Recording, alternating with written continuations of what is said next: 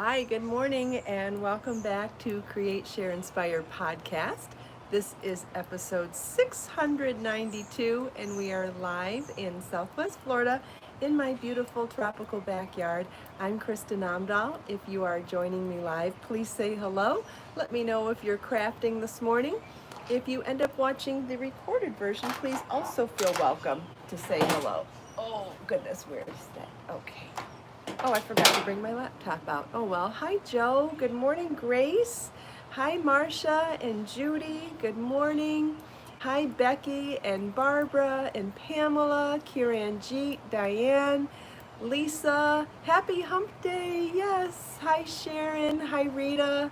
Thank you for the camel emoji. You know I love seeing that. Hi, Thea and Margaret and Judy, Lorraine. Ooh, I'm trying to knit by feel. I'm not even looking at it. Can you tell? Hi, Kathy. And I'm purling, but purling by feel. Hi, Ruth. Good morning. Thanks for joining me live, everybody. Happy fall. Yes, happy fall. It was 72 degrees this morning. Supposedly the low was 69 here last night. That was very exciting. I came out here just before sunrise and had a cup of coffee with the kitties watching the sun come up. It was beautiful. You're welcome for the recipe for the broccoli yesterday. I hope everybody that wanted the recipe enjoyed it. And doubt everybody wanted it, but not everybody wants everything, and that's okay. But anybody that wanted it, I hope that you enjoyed it. I hope you were able to see how easy it is to make, right? Yes, there are a couple of steps, and yes, those steps take a little bit of time, but honestly, it's more about waiting for stuff in the oven, right? It's very, very easy to make. One thing that I forgot to add in the video was that Marlon prefers his broccoli chopped up finer, so I ended up using my Mezzaluna, that half circle chopper that I chop salad with. I ended up giving it a good chop in there too to make the pieces smaller. Oh well, we can do that in another video. I've been wanting to show you how to use that before. Hello from Colombia. Thank you for joining us live. I have not been to Colombia before. I would like to though. I would definitely like to get to South America one day. I've heard lots of nice things about Colombia. In fact, my best friend in college was Colombian. I learned how to salsa dance from her and her family. Good times. Hi, Pat. Good morning. Hi, Carrie.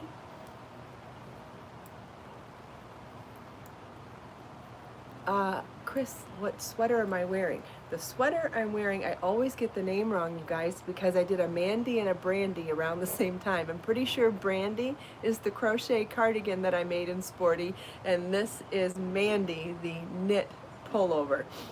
Thank you, Judy. Judy remembers. This is the Mandy. So this is a top-down, in the round, seamless construction pullover in Be So Sporty yarn. You can find the pattern on my website. Judy just posted a live link to it, and it is also knit in Be So Sporty yarn in colorway Sandcastle, which I do have in stock, so you could actually make it in the same exact color. I am also knitting this morning a new cardigan in also in Be So Sporty yarn. This is colorway Mulberry. How do I store my garments? Yes, that would be a great podcast for another day. I actually organized my closet last night. I ripped most of it. I was tired too. Isn't that weird how sometimes when you're tired you actually make more work for yourself? But it had been nagging me for quite a while, and for more than one reason, but I don't know if I'll get to all of that. But I pulled everything out and just said, that's it. It's time to figure out what I'm keeping, what I'm not, and get it more concise. And so the backstory to that is I had read a book a long time ago that said if you want someone special in your life, you have to make room for them physically. So like, you don't sleep in the middle of the bed, you don't park in the middle of the garage, and you don't take up the whole closet. If you want to make room for someone in your life, you have to make room for someone in your life. So I thought, I don't really have that many clothes. and they're spread out on both sides of my closet. It's a walk-in closet, but a very small walk-in closet. And I thought, why don't you just put all your clothes on one side and leave the other side empty? Let's see. So I said it here today. What's today's date? What is it? Is it the 21st? I can't remember. But let's see. Let's see if that actually works. Anyway, it is good advice. Oh, it's the 23rd. Thank you, everybody. Okay, so I organized my closet to make room for someone in my life on the 22nd. Let's see what happens. Oh gosh. Yeah, it's the 23rd, so I did it on the 22nd. So anyway, now that my closet is more organized, it actually feels very nice also. And I have all of my knit tops in there. Maybe one day we'll do a little, maybe we'll take the podcast into my closet one day, and I can show you how I store my hand knits and hand crochet pieces in there. Hi Neha, thank you for joining live. Anyway, today I want to finish this row real quick and then show you what I'm working on. And then remember how a couple of days ago I showed you with this pattern that I had, or this future pattern, I talked about how I fixed a major mistake by unraveling back and leaving all of my stitches live, or exposed, not on a knitting needle, and how I took a Lifeline instead of picking up onto another knitting needle to fix my mistake. Well, somebody had suggested that I do an actual demo of that, and I think that was a great suggestion. The only thing is I've got like 200 stitches on my needle, so I didn't think it was going to be effective to actually rip all of this off the knitting needle to show you. So this morning before the podcast, I made a little swatch, and then I'll demonstrate a couple of things with it actually. I'm going to show you how to add a lifeline, how to unravel back to a lifeline, and then if there's time, I'll show you how I used the technique of a lifeline to pick up my exposed stitches when I was fixing a mistake on here. Because I think all of those elements to lifelines are all really important, and if you've never done it before, it might be helpful to see me do it, or if you've struggled with it before, I can show you how I do it. So before we get started, I wanted to show you my little cardigan and how it's coming along. So we've got our armhole openings now, got our beautiful raglan increases. I did a double increase here to not have holes. I wanted it to be a little tighter, so I did pick up in the stitch below, then the raglan stitch, then pick up in the stitch below the raglan stitch again. So it gave me a very nice tight double increase. Isn't that pretty? You know, sometimes I love eyelets and holes and lace, and sometimes I think it's cute to have something that's solid. So for this one, I really wanted that solid streamline look. Hello from India. We've got lots of people from all over the world today. That's wonderful. Oh, Tammy, I love this color too. Mulberry is one of my favorites, definitely. Okay, so let me show you this little swatch that I started this morning. I didn't get very far, but it doesn't matter. What I'm going to show you on this swatch applies to any size project, okay? Oh, did I forget mine?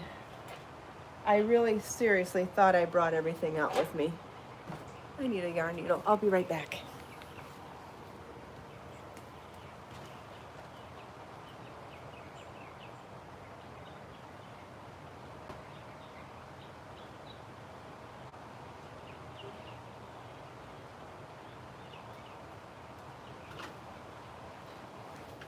All right, that didn't take too long.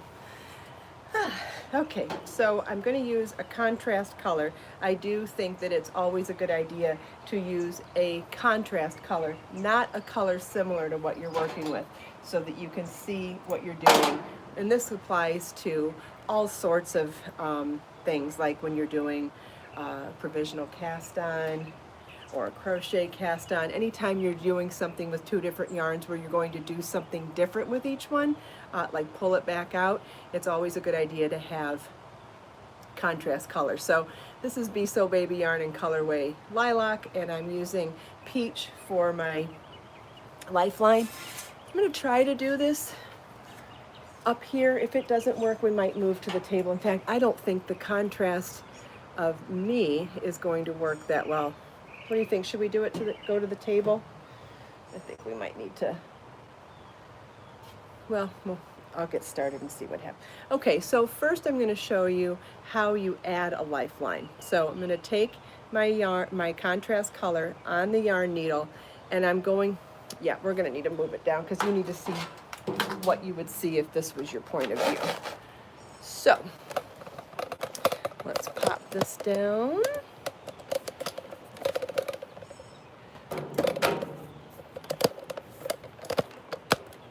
That's pretty good. Okay, so if you're adding a lifeline, let's see, I want you to see the point of view as though you were doing the work. How's that? That's pretty good.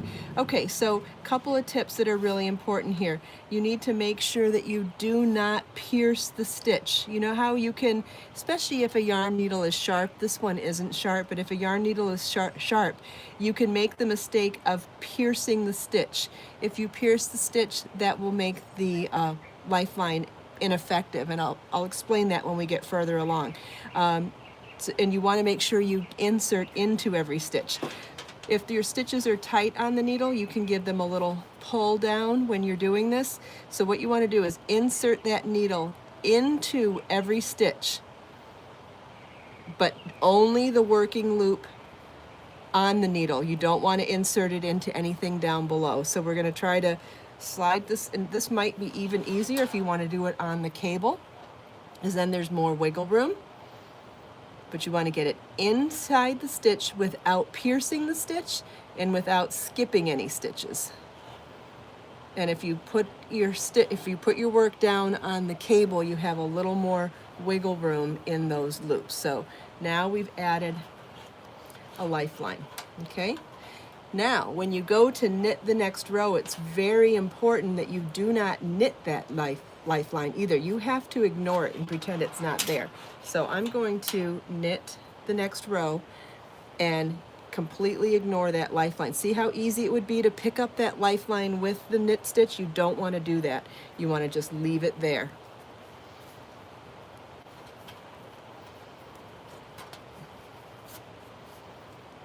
Okay, it's just sitting in there.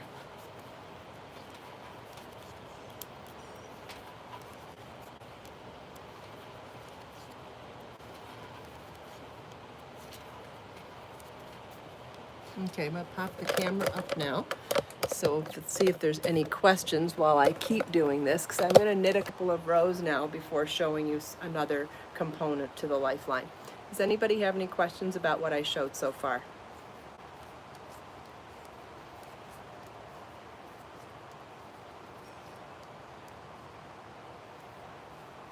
Okay, so this is what your first row would look like with the lifeline in there. You can just see it.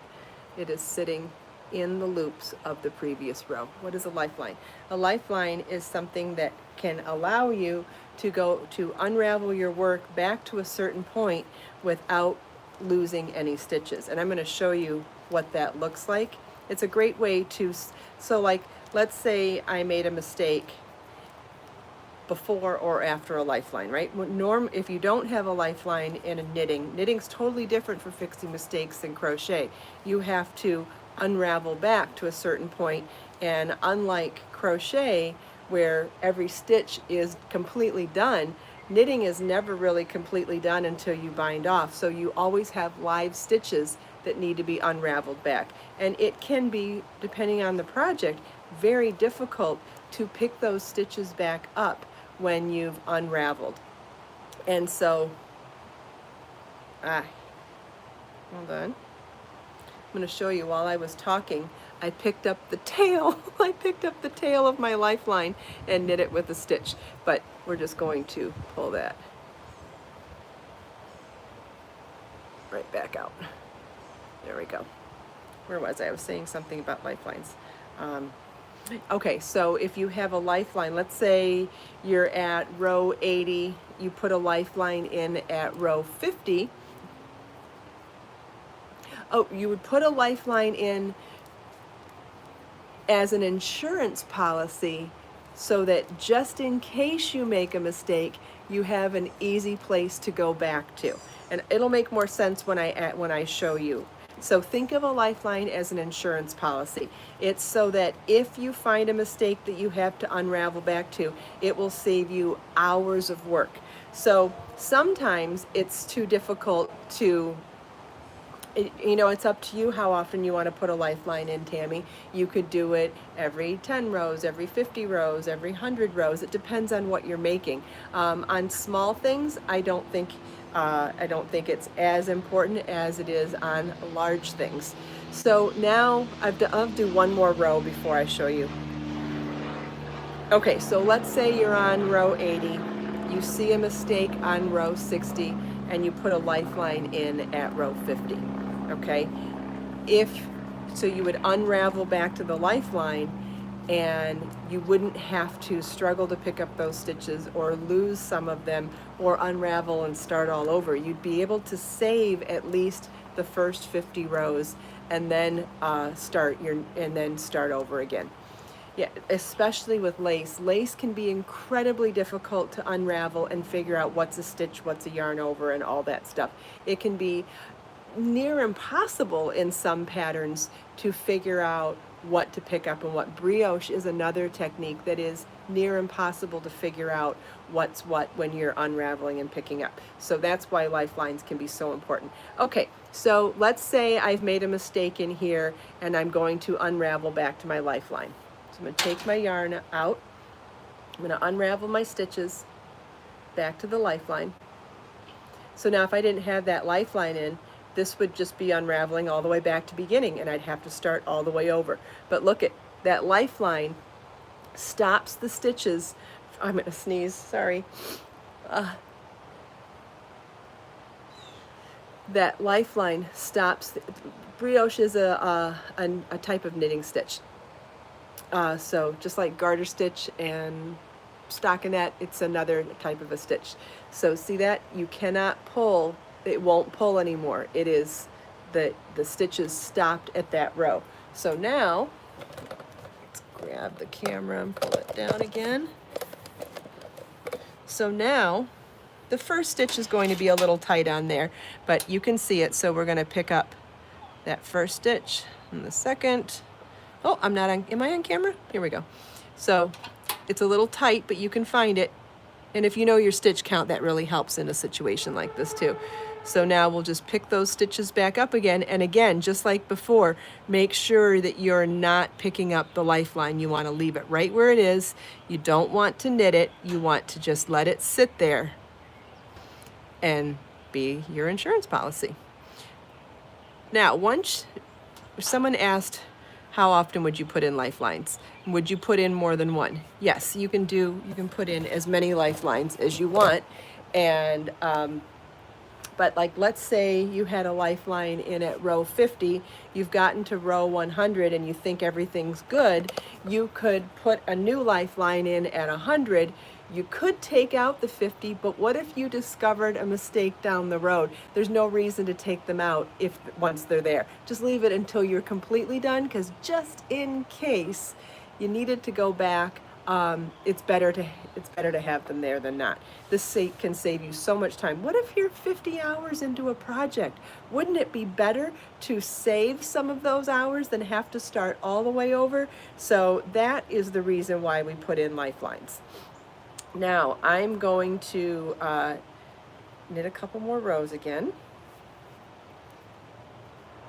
And then I want to show you how I used a lifeline to fix a mistake in this pattern that didn't have a lifeline. So I used the lifeline technique for picking up live stitches instead of picking up with a knitting needle. And the reason being that, thank you, Samantha. This is called the Mandy knit top. You can find this pattern on my website. So when you're picking up live stitches, remember how you saw me just do it right now? I was picking up live stitches with my knitting needle. Now, because I had a lifeline in there, those stitches weren't being compromised or unraveling. When you're doing that without a lifeline, what will happen is as you pull one stitch to get the knitting needle into it, sometimes it'll unravel the stitch next to it, and that can be disastrous in lace. That can be disastrous in decreases, and it can just be disastrous all the way around, right? So one of the things that I like to do when I'm picking up live stitches is to use something significantly smaller than the knitting needle that made those loops. So you going to a super skinny needle would be, knitting needle would be helpful. Or in the case with this one, I'm already using a pretty small needle, and I thought, what would be smaller?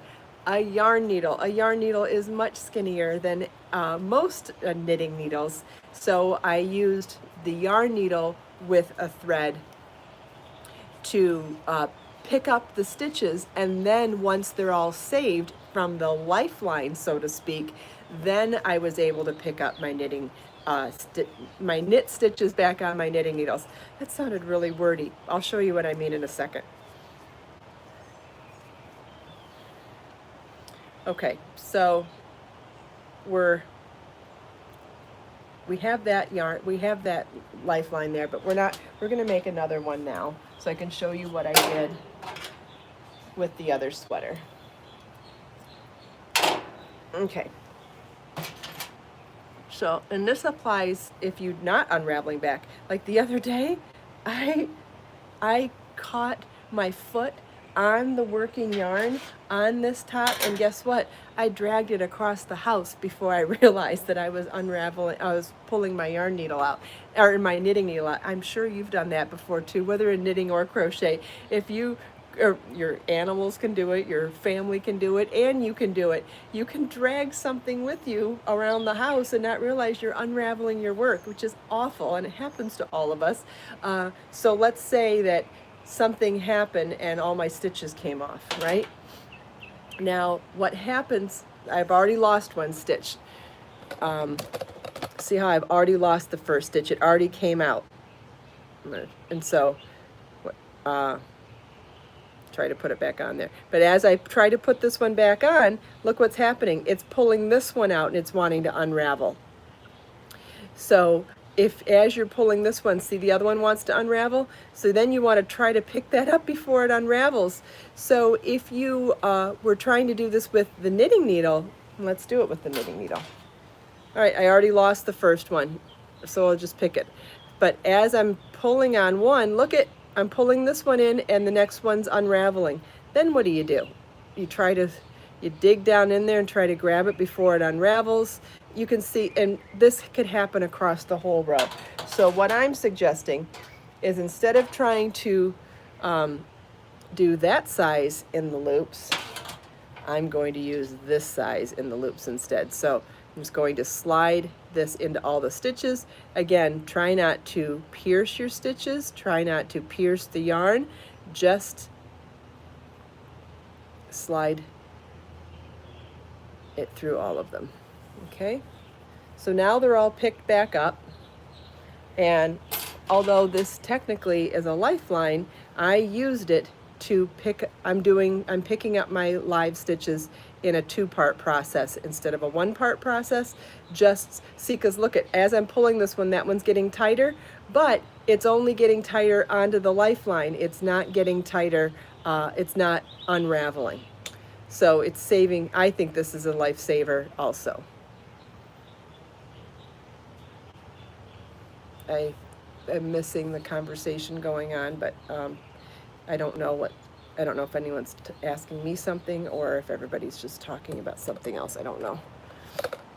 Anyway, so you can see that's another way to use a lifeline. Oh, maybe Grace or Chris shared a tip of some kind.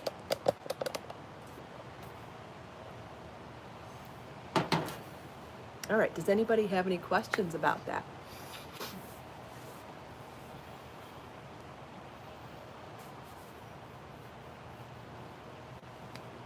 You're welcome, Tammy. Does anybody have any questions? There were a lot of great questions about lifelines today. I'm glad that I was able to answer some of them, but if there's any more questions, let me know.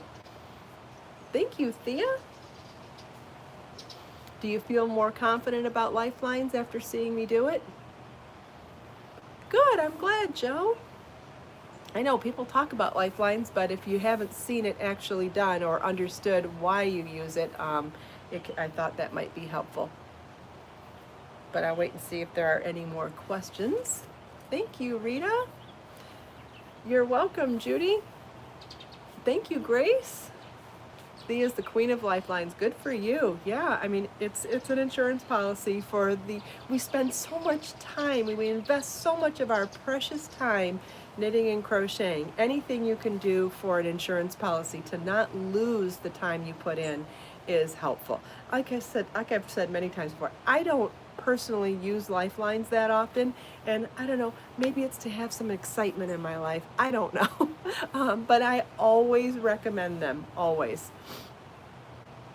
Yes, Chris, I agree. It's something that should be taught, that people should learn from the beginning when they're knitting. Yes, it would save so much heartache and so much frustration for sure. Yes, and I know a lot of people here are new to knitting, so once I did it on the sweater that I'm working on right now, I thought it'd be a great idea to talk more about it and do a little demo.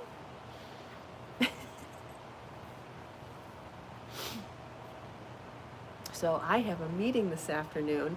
I am going to see the first look and feel of the new website. I'm so excited. I'm nervous and excited. You know, it's a big change.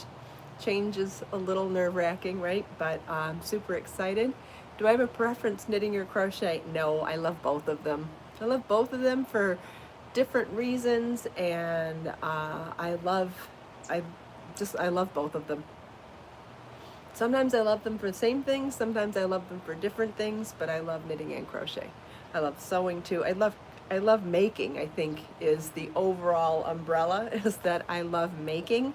And if there was more time in the day, I'd do more making. I love beading, I love jewelry, I love sewing, I love woodworking. Yeah, it's like asking which child is your favorite. Yeah, no, I love different things about both of them, and I love some of the same things about both of them. And cooking, yes, I love, and baking. If only desserts had no calories, I'd bake all the time too. I love baking bread and making desserts, but I don't have anybody to make them for, and I don't need to eat them all by myself. I do more of that too. What else? So much. There's not enough time in the day. I love being creative. I'd spend more time painting and drawing too. And yeah, gardening. Painting and drawing, I wish I had more time for, definitely. I love drawing and painting. But I love everything else we just talked about too. With the new website, will we have this podcast the same? Yes, the podcast is indefinitely going to stay here on YouTube. I love the opportunity we have here with the live stream on YouTube. So I have no desire, no interest in moving it. This platform works well for me, and hopefully for all of you. But I'll have a lot more education and information and things like that on my new website. So it'll be easier to find patterns, it'll be easier to find yarn, and there's just going to be a lot of good stuff. Your mom could bake anything and not eat it. Well, I have no one to give it to either. So, I mean, I would make stuff and it would just sit here. So, no. But that's why at holidays I like to bake, because then I usually have someone to give it to. Does anybody have any other questions? I used that wow stuff on my hair again today. It looks so smooth. I am so excited that my hair isn't frizzy anymore. Very exciting. I know, isn't that great, Pamela? I'm sure it would be nice to do a retreat sooner than later. That would be super fun. I'm sure the world will get back to travel eventually, right? Hopefully. Thank you, Tammy. All right, well, thank you all so much for taking time out of your busy day to Did it last? Oh, yeah, Sharon, the wow stuff lasts all day in my hair. My hair stays smooth all day now. Even if I go outside, it does not get frizzy at all. It's crazy. It's amazing. Anyway, thank you all so much for taking time out of your busy day to spend a few minutes here with me on Hump Day, Camel Day.